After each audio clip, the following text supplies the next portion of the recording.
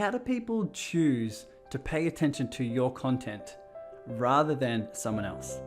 While they're scrolling through their social media feed, what is it that makes them read your posts or watch your videos? How is it that you stand out? Because if you're a spiritual entrepreneur, like many people, you're building a platform, social media, in order to generate some attention, generate some leads, and generate the clients necessary for your business success. Well, the question is, with the flood and the over-demanding attention that social media brings, and everyone is creating content these days, how is it that you stand out? How can you make sure that your audience is hearing you, paying close attention to your content, and then signing up for your offers if it's a right fit? And what you're about to tune into is a live group coaching, a bit of a bonus coaching session that I did for the Serving Circle members after our weekly collaborative call. And I just wanted to share what was going on for me, what I ask myself around my content, around my community and where it's going, and what's been working for me. So what you're going to learn in here is, one, what to really ask yourself to identify the patterns that need shifting within you in order to attract this type of outcome. Two, how to really stand out online, how to stand out on social media so that people can pay close attention to you instead of someone else. Three, why you may not be achieving what your mind wants. And four, how to achieve a consistent flow of the leads, the collaborations, the clients that you really want to serve in a way that's authentic to you. So yes, it's here and in the Serving Circle, where you help elevate consciousness through spiritual business success. So if you're a spiritual entrepreneur, feel free to support the content, subscribe, and also I'll see you on Facebook in the Serving Circle, where you can collaborate with your soul tribe. Let's dive into the episode.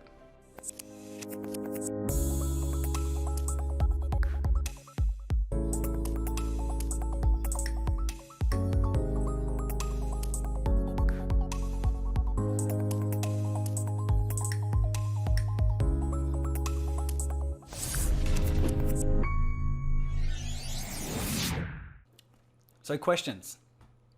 Who here has the goal, the focus, the intention of getting more momentum, more engagement on your social media, on your online projects?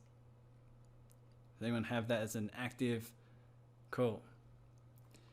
I think it's really the important piece, because we're all online. We're all putting out our content.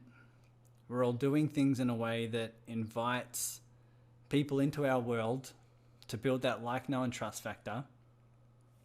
And while we do that, for those who are the right fit, they jump into our paid offers, our paid programs, whatever coaching, paid offer you have. That's the flow that seems to be where everyone's at. The key question that you need to ask yourself is, what's the no-brainer offer? What's the reason why people should pay close attention to you and not someone else? This is the key question. Because if everyone's online, who knows that there's so much content out there that it's kind of overflooded. Everyone's releasing content, podcasts, YouTube channels, videos. Everyone's releasing so much. And so when they're going through their feed, there's a lot of traffic, there's a lot of stuff, right? And so what I'd love to help you really ask a few questions here that can help you build some momentum there, that can help you stand out, that builds a community, that builds like, know, and trust, that when you get on a call with someone, they can feel your heart, they can feel that this is someone that really wants to help. And that's why tonight or today, wherever you are in the world, you see that 50 people join this call, right? 50 people join the collaborative call. I ran for those of you who don't know, I ran a group project a couple of weeks ago, I think it was 2 weeks ago, called Lead with Heart. And I basically showed everyone how I do my outreach through personal messages. And I was quite surprised. There were 50 people that signed up, and out of those 50 people signed up, 50 people filled out the form to give me some details about their business and who they are and everything like that. And I think the reason why is because there's been some things I've done with my internal world and some things I've done with my external business in terms of some tactics that allows it to be a little bit different than what everyone's doing. So I think as I ask these questions, you can really think about it in your own business and think, where can that tweak be that's going to give you the advantage over everyone else, so that when people are scrolling through their feed and they see your stuff, they feel compelled, they feel excited about being part of your world, right? Especially if you're building communities, if you have your own group, if you're starting your own tribe, if you're starting a membership, whatever it is, I think this is really important. The first key question I really want you to ask yourself, when it comes to this journey, when it comes to putting yourself in the world, online, sharing your heart, sharing your content, selling your stuff, serving clients in a way that's fulfilling for you, what's the biggest fear that comes up? What's the biggest fear that comes up for you? There are a couple ways we can tackle this. One of them is what I call the fear jar. The fear jar is the analogy and the acronym of, if you're in a jar, you're in your fear jar. The fear jar stands for what are your fears, but also where are your judgments, what are you attached to, and where are you in resistance to life. So that's the fear jar. And so you guys on the call who are in my coaching program know we basically every call we get on, we're tackling something that's coming up to do with this. Because if you're putting out a post, if you're putting out a video, if you're online about to sell something, you have to ask yourself, what needs to heal in here for me to be able to receive that with safety? Another way of saying that is, if you're attached, if your worthiness, your love, your ability to be seen is attached to the very thing that your mind wants, you probably won't be safe to receive it. It's probably not in your soul's expansion to receive it. Another way of saying that is, if you're a 3-year-old and you're asked what do you want for dinner, they're always going to say ice cream. Not always, but in my mind, they're always going to say ice cream. Why? Because they're a child and that's what I want. Now you know that a child having ice cream every meal is not good for them. You can see it from a higher level of consciousness. Now, what is your spirit looking at your business from that higher level of consciousness, saying, hey, you don't always need to get what you want, but can you welcome in what you need for your growth? And that's why we ask ourselves this question. Where are you stuck in the fear jar? Now, can you see how if you're attached to a particular outcome, or if you have particular judgments, or if you're in resistance to life, or if you have particular fears that come up around failure or around success, can you see how it may not be in your expansion to receive every time what your mind wants? But here's where the irony comes into it. Here's the crazy paradox. Is that because you're in the fear jar, what do you think that does to your creativity, to your flow, to your ability to be authentic? Right? For your ability to live complete in integrity. Because that might be the very thing that's going to help you achieve the outcome. So that's why we always focus in here and say, to achieve that outcome, what do I need to see, feel, and heal in here first?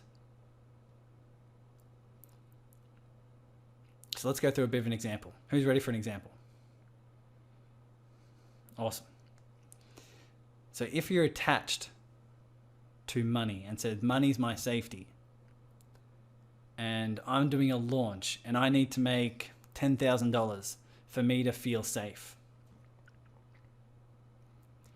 Can you feel the resistance if I'm creating my content, if I'm I'm posting, if I'm inviting people to a particular launch of some sort, do you think they can feel energetically my inner child that I'm taking action from? I'm taking action from an inner child that says, I need to make that money to feel safe.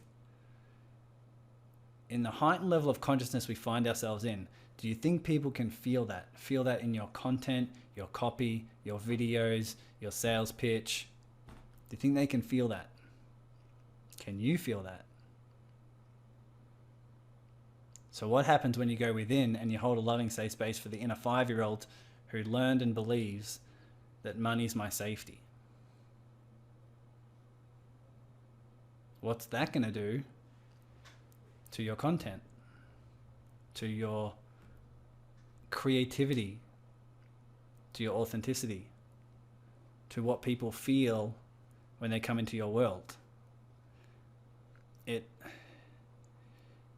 It makes me emotional, and it brings up a lot of honor for me. But every single time I ask people who have joined my program and I said, what was it that gave you the confidence, that gave you the clarity or certainty to jump in? They always say, we could tell you care. We can tell you have heart that cares. That to me is powerful. And that to me is what business is. Whenever you're building a community, doing content, whenever you're doing your healing, coaching, consulting, educating, that to me is absolute pleasure. To be able to put your heart out there and serve in the way you're meant to serve without any expectation or assumption as to what will happen next. That energy, I feel, is what's exactly needed for content these days. Now, who intuitively can feel that? Great. Can you feel the difference there compared to trying to achieve a tactic, tool, strategy so that you can achieve something to make you feel a certain way? That's the difference. And that's what I think is missing. It used to be the tactic, tool, and strategy online. When we're at a lower level of consciousness, where achievement was everything and our spiritual development was not the highest priority, that's generally what worked. And that's generally what people are trying to find. They're trying to find that tactic, tool, and strategy, separating from their own inner wounded self. But once again, the paradox is when you ask yourself that question of, what do I need to see within me? What patterns do I need to heal? What inner 5-year-old do I need to hold space for? And you heal the pattern, you heal the wound that says money's my safety. And then you're creating content, videos, your launch strategy, you're creating, your sales letter, whatever you're working on. It's coming from the energy of I'm here to serve. It's coming from the energy of this is me, this is my heart, this is what I have to offer. And this is the transformation and outcomes I'd love to help people achieve. And the energy is not coming from I need this to achieve this to feel this way. So who understands that? Who's getting that? Cool. When you have that as your focus, so whether you meditate, whether you listen to music, whether you're creative, whatever way, I meditate. I meditate 2 hours a day roughly, sit in silence. That for me is my expansion. Everyone's different. But one thing you can ask yourself is, what practice can you stick to? What practice can you implement in your life that's going to allow that to expand? It's going to allow your soul to expand, your spirit to expand, so that it can flow through your business in the way that's going to achieve not only the success of what your mind wants, but so much more. So much more. Your mind wants to achieve this external thing. Your soul's guiding you to not only achieve that, but so much more. And it only comes about by doing this inner work, by seeing what needs to be seen, by healing what needs to be healed, and that's not always to achieve what your mind wants in the time frame that your mind wants it. If you're willing to look at your business from that perspective, my intuition tells me you're on a deeper path that goes beyond external results. You've at some level asked life, the universe, God, spirit, your higher self, hey, while I'm on this journey, show me who and what I really am. Show me who and what I really am. Not necessarily what I want to achieve, but show me who and what I really am.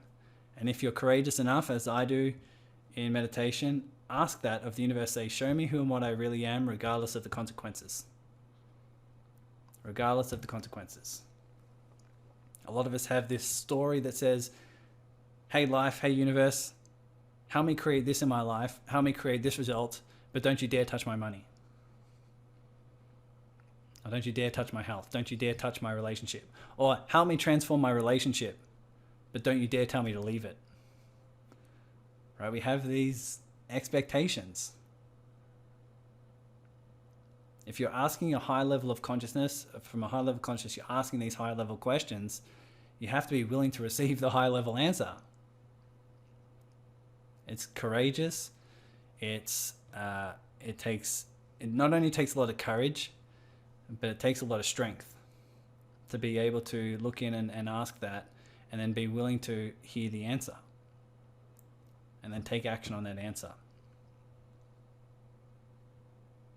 So while you take action on that answer, and while you follow your highest excitement, your highest expansion, and you're doing what you can to release expectations and assumptions and attachments, and where you're in resistance and all of the fears that come up along the way,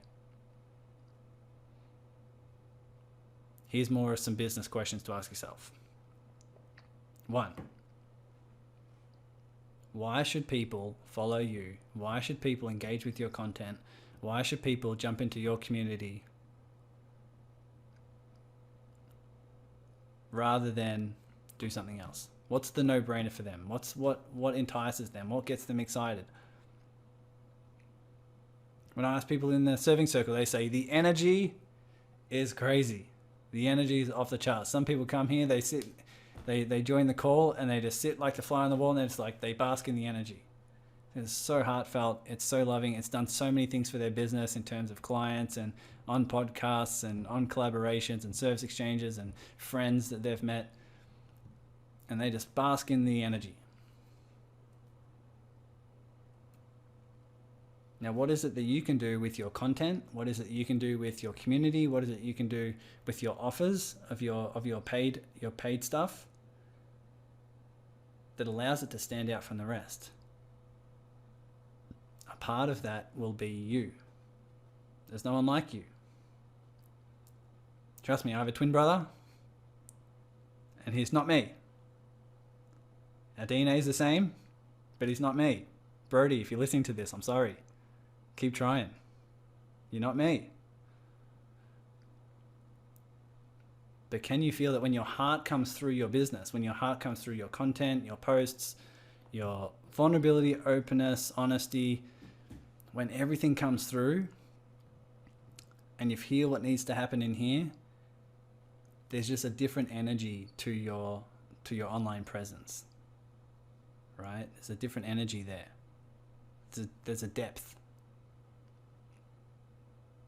So what will make you different is part of that. It's just showing more of you. There's no one else like you. The next piece is really around more towards strategy, more towards the understanding that when you're looking to succeed, you have to zig when others zag. I talked a lot about this on the Lead with Heart group challenge, or the group project.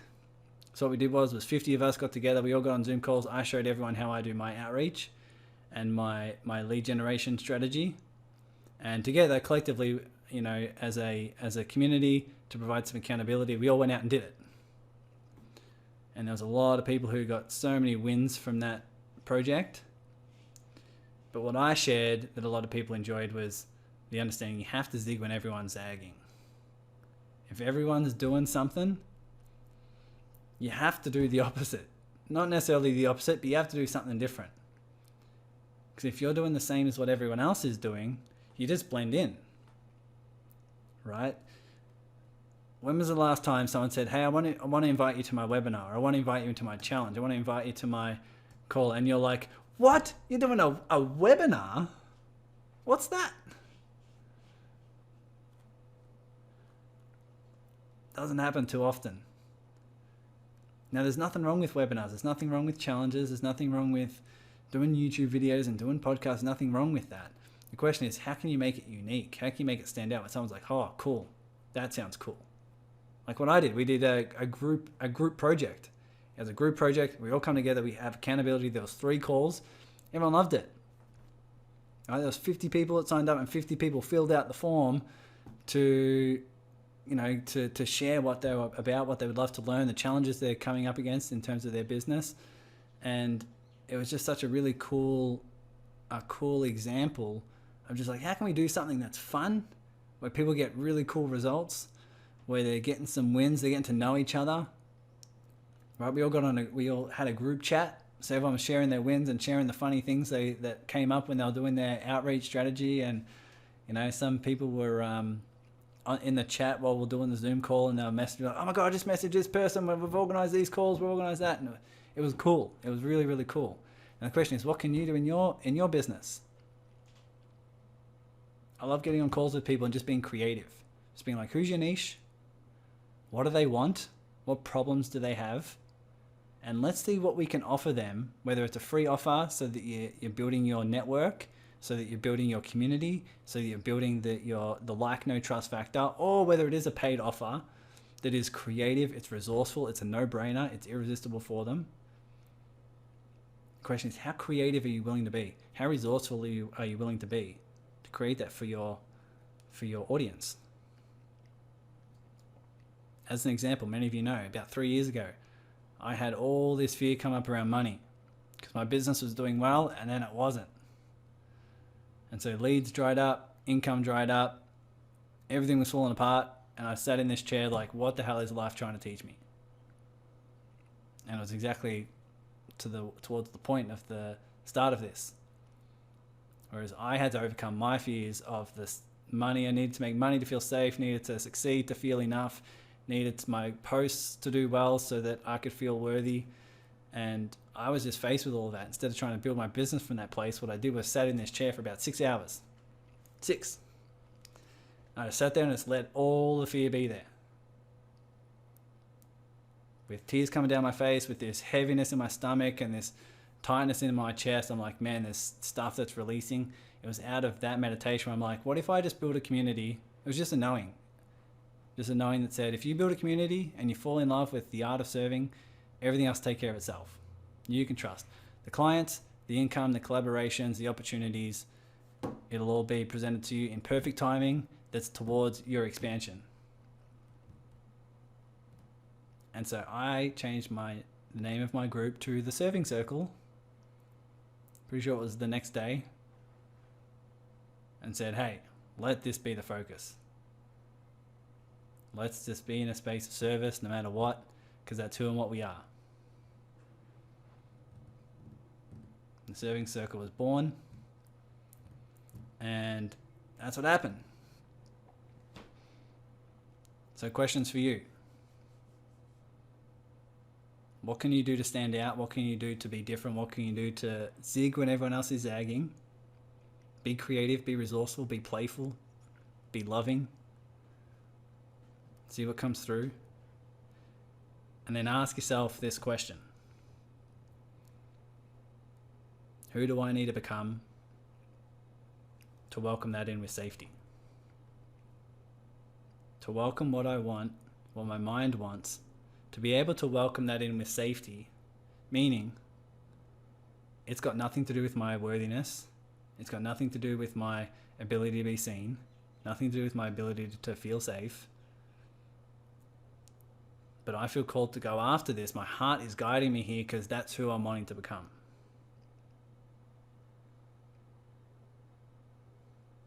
Here's a very simple way of saying this. Who's ready for the simple way? If you want people to follow you, be followable.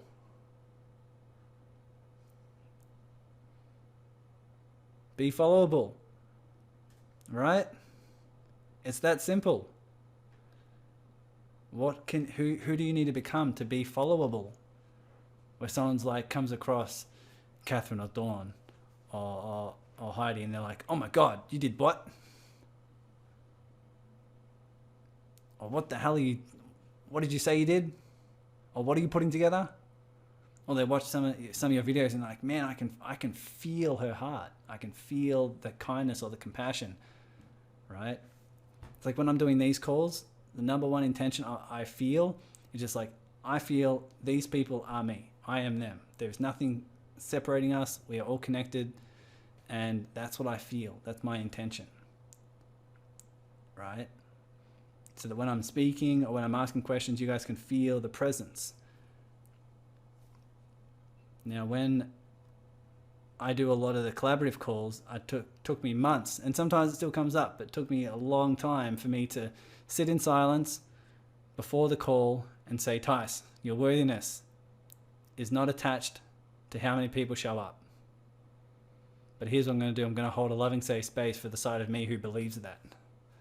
This inner 5-year-old who believes my worthiness, my safety is attached to if people like this call or how many people show up or what happens next." And I just sit in silence and I just hold a space for that. And then when I show up, it's not from the 5-year-old, but it's from the consciousness who's holding space for the 5-year-old. So how can you do that for your content, your communities, your offers, your programs? How can you do that? Before we finish up, does anyone have any questions? Might need to be in a minute because I got to jump off. But Chris, what's your question? I've been fortunate enough on 5 pages to get 25,000 people. The fact is, though, is I'm not sure it's the right clients. Mm-hmm. They're curious, they're interested, but not committed. Mm-hmm. How do you make that transition? Because it's when you talk about showing up for yourself, being vulnerable, all of these are amazing, amazing things. And thank you. But what do you do if you're not reaching your target audience? Great, good question. We can answer that from multiple layers. So one is the emotions that come up if you're reaching the wrong people and people aren't committed and they're not signing up but they're watching and they're not signing up. What emotions that bring up in you? That's number one. Is because we always have to pay attention to what's the inner healing in here that needs to happen. I know you do this work so much, so it'll be second nature to you. Second is around the messaging. So is your communication and message in a way that makes it compelling, the way that makes it people understand why they need to jump into your programs and to not feel pushy or salesy, but to say, "Oh my God, this is an exciting thing that I feel like I want to do." So communication and messaging is one thing that I work a lot with my clients, but that's why. It's because our communication is so important. And so being able to explain what we do, explain how we do it, and communicate why this is for them, or what you say, what's at stake if they do or if they don't, is really, really important. So that's the next piece. Second piece, if it is after those two, if it does seem to be like it's the wrong niche or the wrong audience, then you simply change your message, change your outreach strategy, and start to shift in a way that is aligned for you and expansive for you.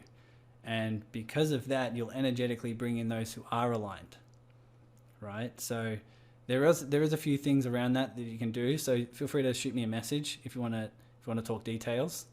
But shifting your audience, shifting your niche, can be done by shifting a bit of your branding, bit of your messaging, bit of your outreach strategy. And yeah, if you couple that with your communication and you couple that with whatever inner healing is ready to be seen within you, then that's what I feel will help you create that shift. Thank you, Tyson. I appreciate it. I will hit you up in Messenger. Cool. Same with all you guys. If you want to shoot me a personal message on Facebook and say, "Hey, let's brainstorm some ideas," whether you want to go back and forth through text, share what you're doing already, and if you want any insights or tips or brainstorm some ideas, happy to do that. Or if you want to jump on a quick 5-10 minute call or something like that, then we can make that happen. I've got to jump off. do another call. But thank you everyone for being here. Thank you. Share your love, share your heart, share your authenticity and love, and see your business as a way to grow spiritually. Hey, thank you very much, guys. Thank you, Tyson. Thanks, Tyson. Bye, everyone. Blessings. Tyson. Bye, everyone. Lots of love to everybody. Bye-bye. Bye. Thank you.